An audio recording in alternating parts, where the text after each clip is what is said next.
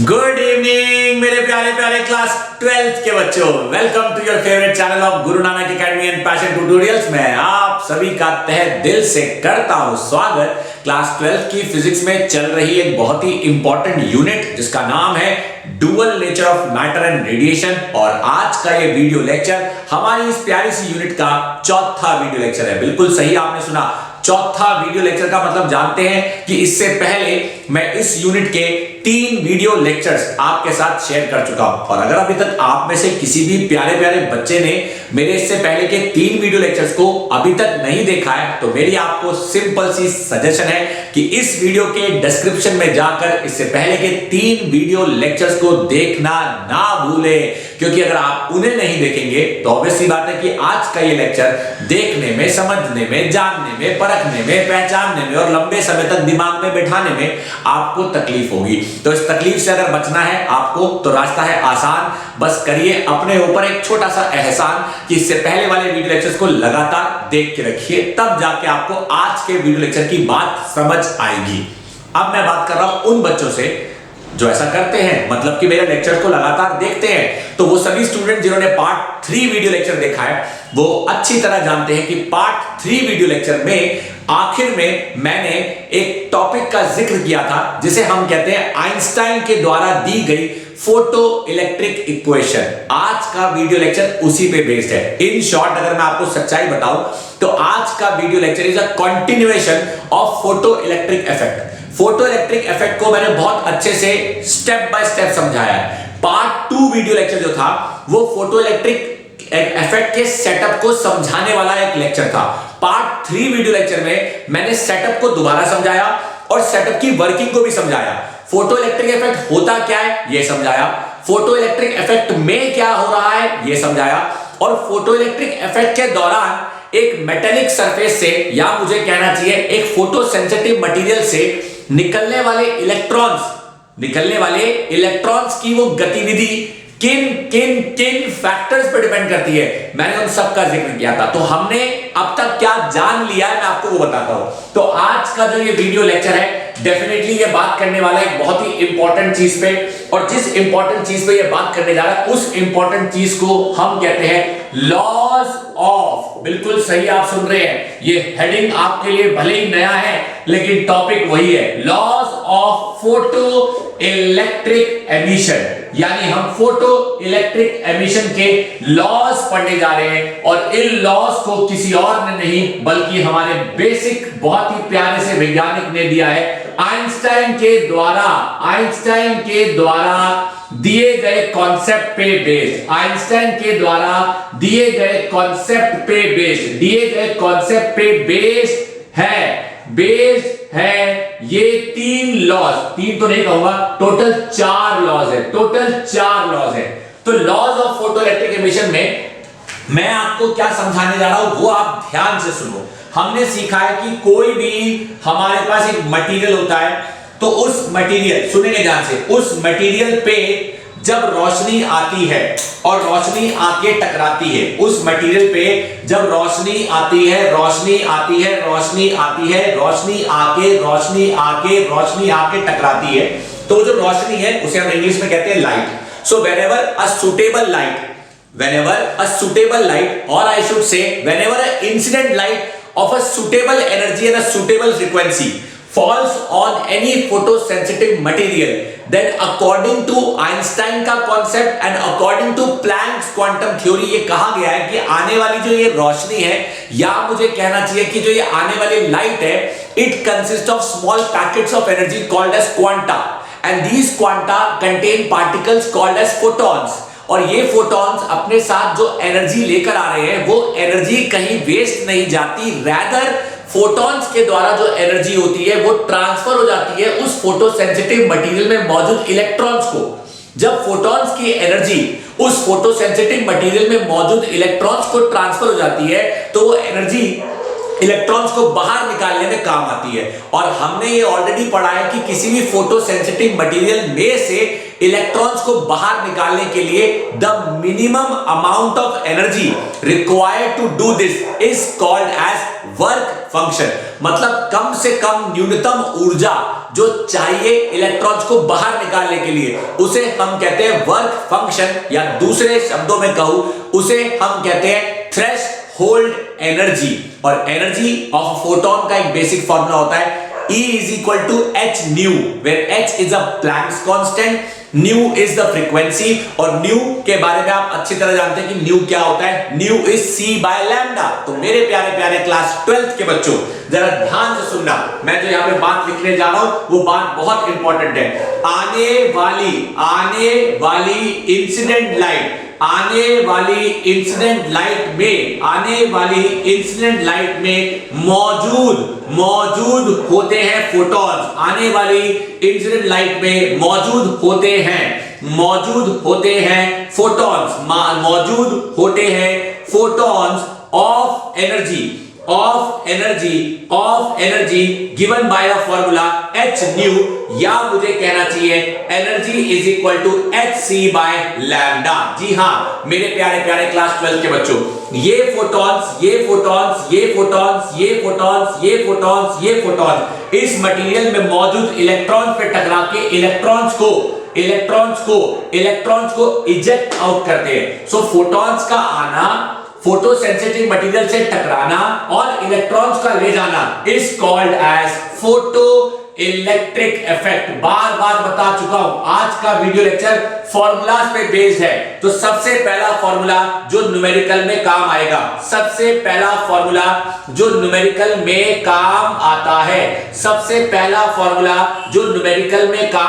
वो आपके सामने E is equal to H C by lambda. अब this is the energy of a photon. अब सुनना मेरी बात, व्हाट इज द कंडीशन, यहां पे एक शर्त है। व्हाट इज द कंडीशन, शर्त है, क्या शर्त है, अगर आई रिपीट माय सेंटेंस, अगर आने वाले फोटोन की एनर्जी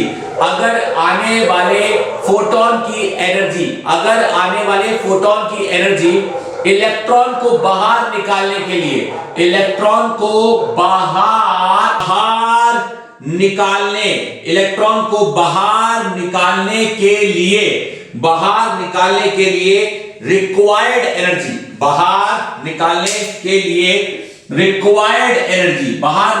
लिए रिक्वायर्ड एनर्जी से ज्यादा हुई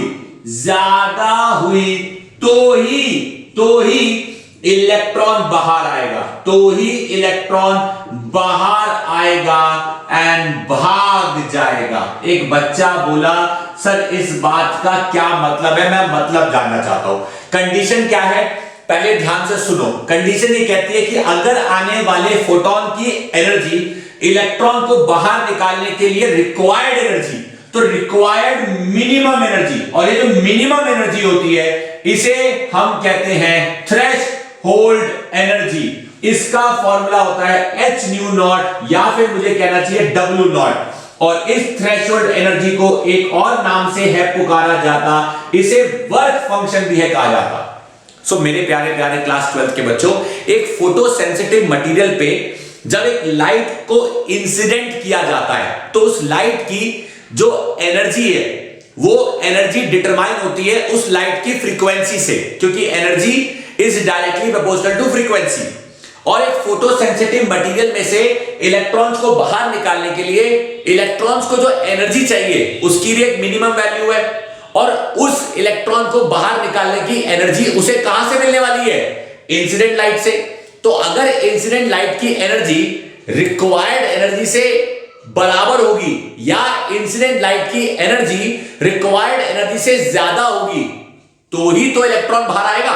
अब मैंने आपको बताया कि इलेक्ट्रॉन को बाहर निकालने के लिए जो मिनिमम रिक्वायर्ड एनर्जी होती है उसे हम कहते हैं थ्रेशोल्ड एनर्जी, और ये थ्रेशोल्ड एनर्जी इस इलेक्ट्रॉन को आने वाले फोटॉन से मिलती है। फोटॉन्स लाइट का वो हिस्सा है जो ये बात का सबूत पेश करते हैं कि लाइट एक पार्टिकल नेचर शो करती है, और आने वाले फोटॉन्स यानी कि particles possess some amount of energy given by the relation E is equal to h nu।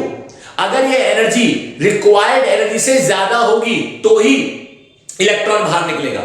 अगर ये एनर्जी रिक्वायर्ड एनर्जी के, मैं ज्यादा कह लीजिए या कम से कम बराबर तो होनी चाहिए, मतलब ये कि अगर 40 जूल्स की एनर्जी चाहिए इलेक्ट्रॉन बाहर निकालने के लिए, तो रिक्वायर्ड एनर्जी कितनी 40 जूल्स है। एक बच्चा कहता है जाओ मैं 40 जूल्स नहीं दूंगा, मैं 40 जूल से ज्यादा दूंगा।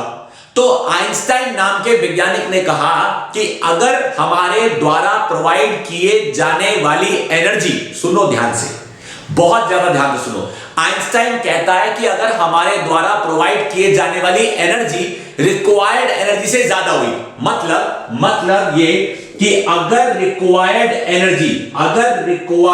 एनर्जी h न्यू नॉट है और प्रोवाइडेड एनर्जी, मैं अपनी बात रिपीट कर रहा हूं, और प्रोवाइडेड एनर्जी h न्यू है, देन हम लिखेंगे then if h nu is greater than h nu naught, तब h nu minus h nu naught, तब h nu minus h nu not is equal to extra ऊर्जा। ये extra ऊर्जा waste नहीं जाती, रैदर इलेक्ट्रॉन को काइनेटिक एनर्जी प्रदान करने में खर्च हो जाती है। सर मतलब आप कहना क्या चाहते हैं, आप पॉइंट पे क्यों नहीं आते सीधा? चलो ठीक है, मैं सीधा पॉइंट पे आता हूं। अगर एक फोटो सेंसिटिव मटेरियल में से इलेक्ट्रॉन को बाहर निकालने के लिए मिनिमम एनर्जी मान लो 30 जूल्स है, फॉर एग्जांपल आपने प्रोवाइड कर दी 50 जूल्स, तो बोलो आपकी इस 50 जूल की 30 जूल की ही, मतलब 50 जूल की एनर्जी का हिस्सा केवल 30 जूल से चाहिए, पर आपने कितना दे दिया? 50 जूल्स। कितना एक्स्ट्रा? 20 जूल्स।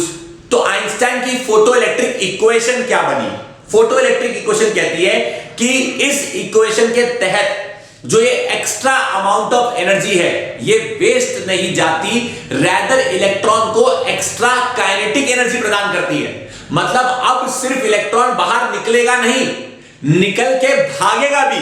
तभी मैंने यहां पे लिखा कि बाहर तो आएगा परंतु बाहर आने के साथ साथ भाग भी जाएगा। मतलब सिंपल शब्दों में अगर मैं कहूं तो इन दोनों के बीच का जो डिफरेंस है वो काइनेटिक एनर्जी के बराबर है, that is h nu minus h nu not is equal to half mv square. मेरे प्यारे क्लास 12 के बच्चों, ये जो मैंने रिलेशन आपके सामने बोर्ड पे लिखा है ये बहुत प्यारा रिलेशन है। इस रिलेशन में सिंपल शब्दों से ये बताने की कोशिश की गई है कि एक फोटो सेंसिटिव मटेरियल में से इलेक्ट्रॉन को निकालने के लिए रिक्वायर्ड ऊर्जा से अगर ज्यादा ऊर्जा प्रदान की जाती है तो वो ज्यादा ऊर्जा जाया नहीं जाती है, रैदर इलेक्ट्रॉन को काइनेटिक एनर्जी प्रदान करने में खर्च हो जाती है। This is what is called as Einstein की फोटो इलेक्ट्रिक इक्वेशन। अब जब आइंस्टाइन ने ये फोटो इलेक्ट्रिक इक्वेशन दुनिया के सामने रखी तो उसने इस इक्वेशन को सपोर्ट करने के लिए कुछ लॉज दिए जिन्हें हम कहते हैं laws of photo electric emission. तभी मेरे टॉपिक का नाम ये है। तो सर आपने टॉपिक का नाम तो ये रखा लेकिन टॉपिक के नीचे आपने समझा दी आइंस्टाइन की फोटो इलेक्ट्रिक इक्वेशन। अरे इसी के आधार पे आइंस्टाइन की फोटो इलेक्ट्रिक इक्वेशन को बताया गया। तो मैंने आपके लिए कहानी में थोड़ा सा ट्विस्ट लाया कि इसके आधार पे आइंस्टाइन की फोटो इलेक्ट्रिक इक्वेशन को बताया, तो किसके आधार पे? लॉज के आधार पे। लॉज तो आपने बताई नहीं, इक्वेशन आपने पहले बता दी। अरे इक्वेशन लॉज का ही कंक्लूजन है, लेकिन इक्वेशन एक इक्वेशन की फॉर्म में है और लॉज स्टेटमेंट की फॉर्म में है। तो लॉज क्या है सुनो। हमारे आइंस्टाइन का पहला फोटो इलेक्ट्रिक एमिशन का लॉ क्या कहता है? अकॉर्डिंग टू आइंस्टाइन का पहला law of photo electric emission, to emit out an electron from a photosensitive material, the energy required to eject the electron is or should be the minimum required energy। मतलब the minimum energy required, मुझे बोलना चाहिए कि Einstein के पहले photo electric emission के law के अनुसार the minimum amount of energy required to eject the electron, the minimum amount of energy required to eject the electron is called as threshold energy, and the frequency of the incident light must be either equal और greater than the threshold frequency. या फिर हम कह सकते हैं कि incident light की energy या तो थ्रेशोल्ड एनर्जी के बराबर हो या उससे ज्यादा हो, तब जाके इलेक्ट्रॉन बाहर निकलेगा, अदरवाइज इलेक्ट्रॉन बाहर नहीं निकलेगा। अब कुछ लोगों ने कहा ठीक है ना, फिर एक काम करते हैं, हम आने वाली इंसिडेंट लाइट की इंटेंसिटी बढ़ा देते हैं। मैं आपको बता दूं, इंटेंसिटी बढ़ाने से एनर्जी नहीं बढ़ती, इंटेंसिटी बढ़ाने से नंबर ऑफ फोटॉन्स बढ़ते हैं। अब अगर आपको इंटेंसिटी बढ़ानी है तो इंटेंसिटी बढ़ाने के लिए आपके नंबर ऑफ फोटॉन्स बढ़ जाएंगे। मतलब मेरा मतलब ये कि अगर आपको इलेक्ट्रॉन्स इजेक्ट करने हैं तो इलेक्ट्रॉन्स इजेक्ट करने के लिए don't change the intensity, rather it is better you increase the energy. There is a difference between intensity and energy. Intensity का मतलब होता है नंबर ऑफ फोटॉन्स, परंतु एनर्जी का मतलब नहीं होता नंबर ऑफ फोटॉन्स। अगर मैं कहता हूं कि एक आदमी की एनर्जी 50 जूल है और उसके जैसे 5 आदमी हैं, अब आप 50 जूल के आदमी को धक्का मारने के लिए 50 जूल के ही आदमी को भेजोगे जो बराबर की ताकत दे और उसे हिला दे। आपने कहा नहीं, मैं 50 जूल के आदमी को हिलाने के लिए 20 जूल के 5 आदमी भेजूंगा, तो भाई एक आदमी को हिलाएगा एक आदमी, मतलब एक फोटॉन एक इलेक्ट्रॉन निकालेगा। यानी फोटॉन की गिनती बढ़ाने से कुछ नहीं होता, फोटॉन की एनर्जी बढ़ाने से बहुत कुछ होता है। यानी थ्रेशोल्ड इफेक्ट, या मुझे कहना चाहिए फोटो इलेक्ट्रिक इफेक्ट को कैरी आउट करने के लिए हमें जो इलेक्ट्रॉन्स को निकालने के लिए मिनिमम एनर्जी चाहिए, वो इंसिडेंट लाइट की इंटेंसिटी पे डिपेंड नहीं करती, रैदर वो डिपेंड करती है उसकी एनर्जी पे, क्योंकि इंटेंसिटी से सिर्फ फोटॉन्स बढ़ते हैं, एनर्जी नहीं बढ़ती। ये पहला लॉ है फोटो इलेक्ट्रिक एमिशन का, जो आपको अपने दिमाग में बिठा के रखना है। दूसरा लॉ क्या कहता है? दूसरा लॉ ये कहता है कि जब आप फोटो इलेक्ट्रिक एमिशन के प्रोसेस को कैरी आउट करोगे तो उस प्रोसेस में जो एक्स्ट्रा अमाउंट ऑफ एनर्जी हम प्रदान करेंगे, मैं रिपीट कर रहा हूं अपनी बात, ध्यान से सुनना, फोटो इलेक्ट्रिक एमिशन में जो एक्स्ट्रा एनर्जी हम प्रदान करेंगे वो एक्स्ट्रा एनर्जी वेस्ट नहीं जाएगी, रैदर वो एनर्जी इलेक्ट्रॉन को एक्स्ट्रा काइनेटिक एनर्जी की फॉर्म में मिल जाएगी। So according to photo electric emission का सेकंड लॉ, या फिर मुझे कहना चाहिए according to second law of photo electric emission, if we provide an extra amount of energy, then the required energy, then the extra amount of energy does not go in vain, rather it goes in gain. In gain of what? It goes in the gain of kinetic energy. यानी extra energy मिल जाती है किसको? किसको? Electron को। कहां से? जो extra energy आपने दी। तभी मैंने लिखा कि hν minus hν naught is equal to half mv square. एक बार मैं कहता हूं, बोर्ड पे दी गई इस सारी जानकारी को देख लीजिए मेरे प्यारे प्यारे क्लास 12 के बच्चों। So this is something very very important that you must pay attention, और तब जाके आपको नहीं होगी कोई टेंशन। ये हमारी दूसरी इंपॉर्टेंट बात थी जो मैंने आपको बताई।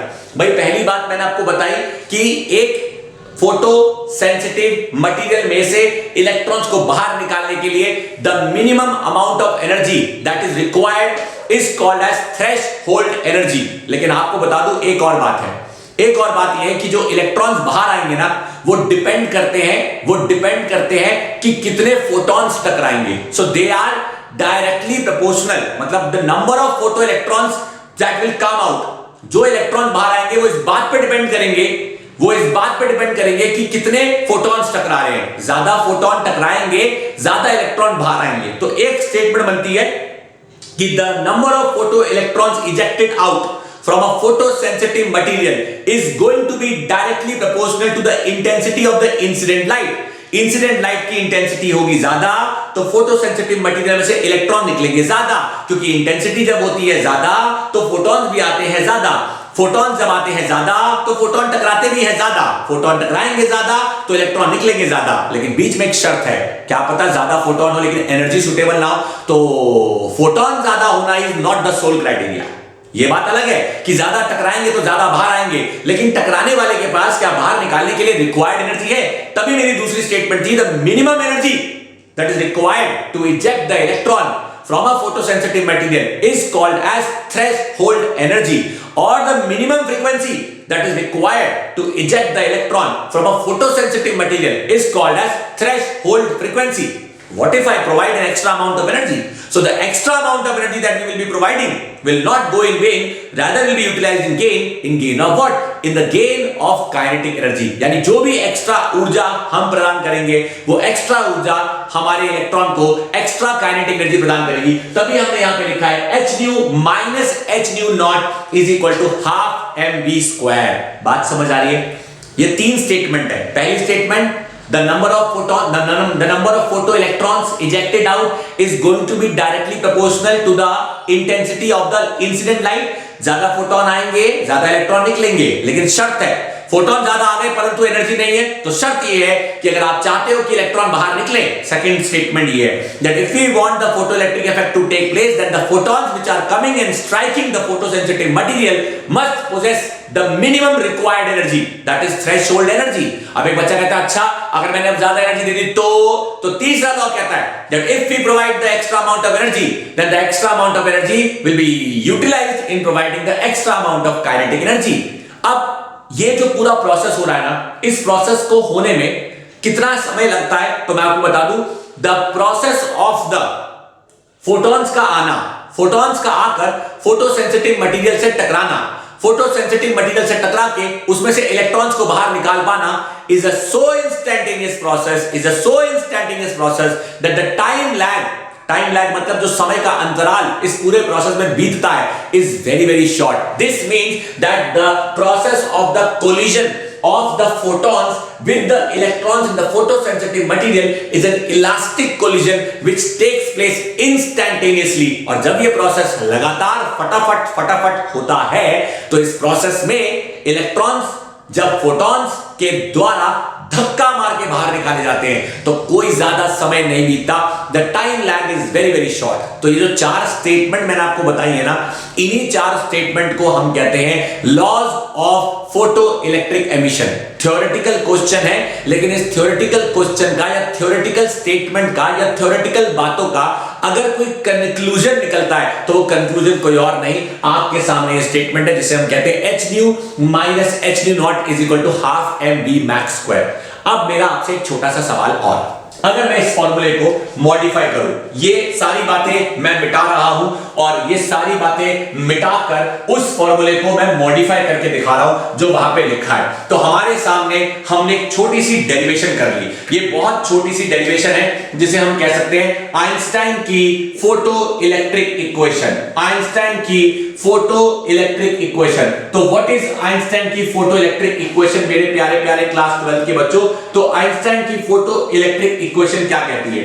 आइंस्टाइन की फोटो इलेक्ट्रिक इक्वेशन कहती है कि h nu minus h nu naught is equal to half mv max का स्क्वायर, यानी मैक्सिमम काइनेटिक एनर्जी जो आप इलेक्ट्रॉन्स को मिल जाएगी। हम जानते हैं, एक बच्चा बोला क्या जानते हो? हम जानते हैं कि बाहर निकलने वाले इलेक्ट्रॉन्स की maximum kinetic energy is also equal to stopping potential. याद करो, मैंने स्टॉपिंग पोटेंशियल का जिक्र इससे पहले वाले वीडियो लेक्चर में करा था। स्टॉपिंग पोटेंशियल क्या होता है, या मुझे कहना चाहिए कि स्टॉपिंग पोटेंशियल के अलावा एक और नाम इस्तेमाल किया जाता है, जिसे कहते हैं कट ऑफ वोल्टेज। याद करो, जब मैंने आपको फोटो इलेक्ट्रिक इफेक्ट का सेटअप समझाया था तो सेटअप में मैंने ये भी बताया था कि कैथोड से निकलने वाले इलेक्ट्रॉन से या कैथोड से निकलने वाले इलेक्ट्रॉन्स को इजेक्ट आउट कराने में हम सामने से एनोड के पॉजिटिव पोटेंशियल को बढ़ाते हैं, जिसकी मदद से सामने से कैथोड से ज्यादा इलेक्ट्रॉन बदले में पा पाते हैं। परंतु जब इलेक्ट्रॉन्स को हम आउट ऑफ कंट्रोल हो जाते हैं या जब इलेक्ट्रॉन्स आउट ऑफ कंट्रोल हो जाते हैं तब हम उसे रोकना है चाहते हैं, और उन इलेक्ट्रॉन्स को रोकने के लिए हम एनोड के पोटेंशियल को गिराते हैं, मतलब एनोड के पोटेंशियल को नेगेटिव करते हैं। So the negative value of the anode का potential that we use in order to stop the electrons is called as stopping potential। और उस पोटेंशियल की तरफ से इलेक्ट्रॉन्स को रोकने के लिए किया गया जो काम होता है वो काम EV नॉट होता है, क्योंकि V is equal to W/Q होता है, तो W is equal to EV naught होगा। V naught is the stopping potential and that is equal to the maximum kinetic energy of the electrons. That is, simple शब्दों में कहूं, हम जानते हैं कि kinetic energy is equal to EV naught. अगर kinetic energy EV naught है तो इसे यहां पुट करके हमें क्या प्राप्त होता है, देयरफॉर हमें मिलता है h nu minus h nu naught is equal to EV naught. अब मेरे प्यारे प्यारे बच्चों देखो, h multiplied by c by lambda minus h into c by lambda not is equal to EV naught. या सिंपल शब्दों में अगर मैं कहूं तो h मैंने बाहर निकाला, 1 upon lambda minus 1 upon lambda not is equal to EV naught. मेरे प्यारे प्यारे क्लास 12th के बच्चों, जरा ध्यान से देखो ये क्या चीज है। This is a relation between the cut off potential and the incident light की wavelength and the threshold wavelength. अगर मैं 1 अपॉन लैम्डा या 1 अपॉन लैम्डा नॉट ना लिखूं, सिर्फ ये लिखे रहने दूं, तो हमें एक रिलेशन और मिलता है कि h nu minus h nu not is equal to EV naught. ध्यान से देखो ये क्या चीज है, ध्यान से देखो। दिस इज नथिंग बट प्यारा सा रिलेशन। अरे किस चीज का?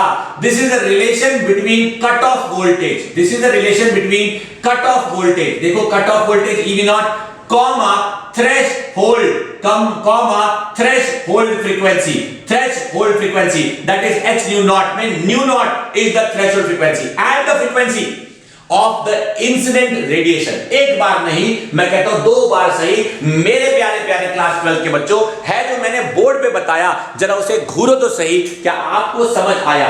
सो whatever things I have written on the board, this is simple and this is very very important that you must pay attention. तो न्यूमेरिकल में जो चीज आपके सबसे ज्यादा काम आएगी अब, वो यही फॉर्मूला है जो मैंने आपके सामने बोर्ड पर लिखे हैं मेरे प्यारे प्यारे क्लास 12 के बच्चों। मतलब मैंने इस पूरे वीडियो लेक्चर में 2 प्यारी प्यारी इक्वेशंस को आपके सामने रखा है, एक आइंस्टाइन की फोटो इलेक्ट्रिक इक्वेशन और एक आपका ये छोटा सा एक्सप्रेशन जिसे हम कहते हैं the derivation of the expression of the relationship between the cut off potential and the threshold frequency.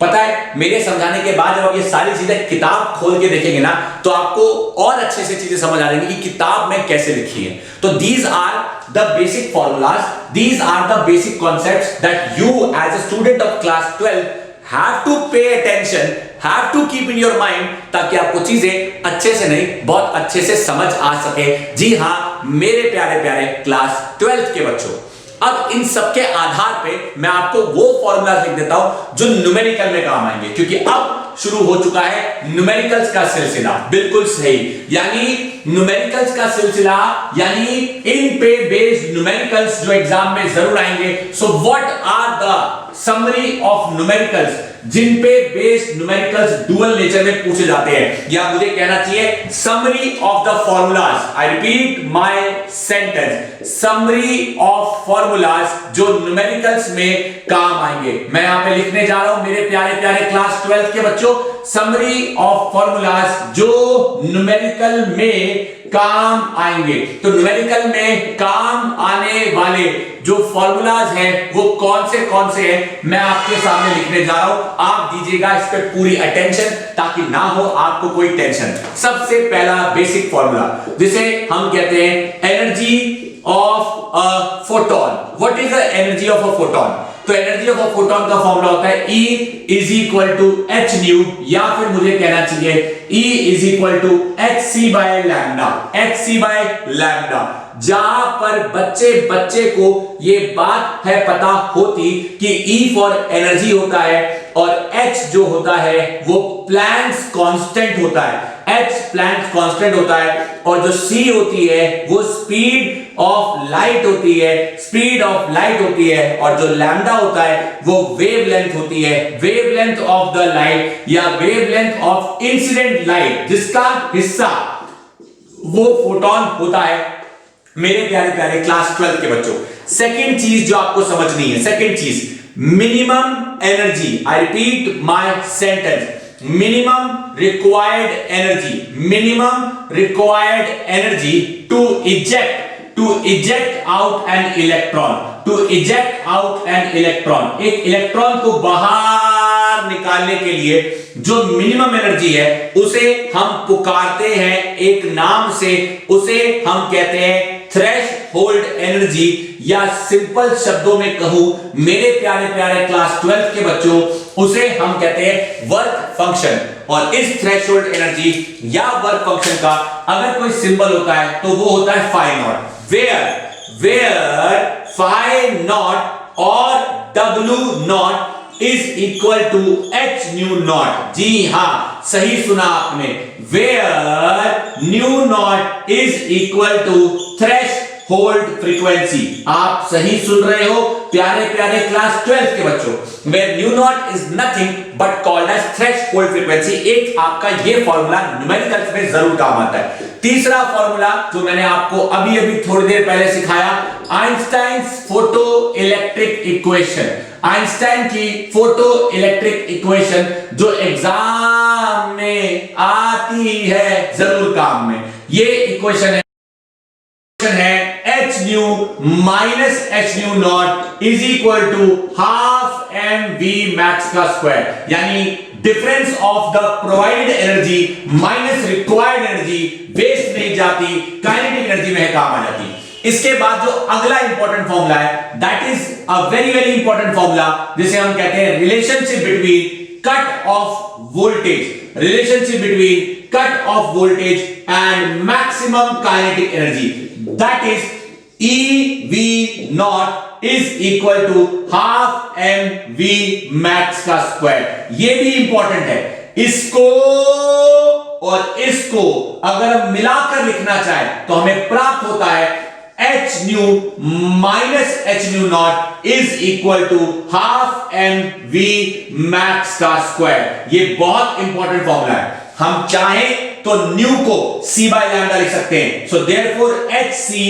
Bye lambda minus hc by lambda not is equal to half mv max का square. मेरे प्यारे प्यारे class 12 के बच्चों, where lambda is called as threshold, lambda is called as wavelength of the incident light and lambda naught is called as wavelength, या फिर आप कह सकते हैं थ्रेशहोल्ड वेवलेंथ, जो कि हमें रिक्वायर्ड है इलेक्ट्रॉन्स को इजेक्ट आउट कराने में। तो मैंने अब तक जितनी भी पढ़ाई आपको करा दी है डुअल नेचर में, अब हम थ्योरी के हिस्से को थोड़ा सा पूर्ण विराम लगाते हुए न्यूमेरिकल के हिस्से की ओर बढ़ेंगे और न्यूमेरिकल्स की प्रैक्टिस करेंगे। सो मेरा जो अगला वीडियो लेक्चर होगा मेरे प्यारे प्यारे क्लास 12 के बच्चों, that will be a numerical based lecture. जी हां, that will be a numerical based lecture, यानी कि मैं कुछ न्यूमेरिकल्स की प्रैक्टिस कराऊंगा आपको, and that will be the numerical based lecture on the basis of the formulas that we have discussed today. मतलब जो फॉर्मूलाज मैंने आज बोर्ड पे लिखवा है, उनके आधार पे मैं आपको कुछ न्यूमेरिकल्स की प्रैक्टिस कराऊंगा और उसके बाद अनलिमिटेड प्रैक्टिस आपको as a student of class 12 करनी होगी, तभी आपको फायदा होगा। So before I announce the end of this lecture, I just want each one of you to please note down or jot down the formulas written on the board। देखो मेरे प्यारे प्यारे क्लास 12 के बच्चों, एक बार बोर्ड पे दिए गए इन सभी फॉर्मूलाज को अच्छे से देखो ताकि आपके दिमाग में ये बैठ जाए, और अगर आप इन्हें अच्छे से नोट डाउन कर लेते हैं और अपने दिमाग में बिठा लेते हैं, सो है मेरी आपको गारंटी, नहीं होगी आपको कोई टेंशन। अगर दी है अभी तक के पूरे लेक्चर में आपने अपनी अटेंशन, सही कह रहा हूं जो बता रहा हूं, इसे अपने दिमाग में बिठा लीजिएगा और इनके बेसिस पे न्यूमेरिकल्स को प्रैक्टिस जरूर कीजिएगा। सो आज का वीडियो लेक्चर यही समाप्त होता है। आपको करना होगा थोड़ा सा और इंतजार, लेकिन नहीं करना है अगर कुछ तो वो है समय बेकार। मैं लौट के आऊंगा लेके वीडियो लेक्चर नंबर अगला फिर से एक और बार, जिसमें मैं न्यूमेरिकल्स कराऊंगा। आज के वीडियो लेक्चर को देखने में जो आप सबने अपने जीवन का कीमती वक्त दिया, उसके लिए मेरी तरफ से आप सभी का तहे दिल से शुक्रिया। Once again thank you for watching the video lecture. अगर अभी तक आप में से किसी ने मेरे लेक्चर्स को अपने दोस्तों के साथ शेयर नहीं किया है या चैनल ही सब्सक्राइब नहीं किया है, तो यार ऐसा नहीं चलेगा, वो तो करना बनता है। और उससे भी कहीं ज्यादा इस वीडियो को प्रैक्टिस करने के लिए, न्यूमेरिकल्स का देखने के लिए बुक खोल के, किताब खोल के एक बार कॉन्सेप्ट पढ़ना तो बनता ही बनता है। वंस अगेन प्यारे प्यारे क्लास 12 के बच्चों, आप सभी का तहे दिल से शुक्रिया। Thank you.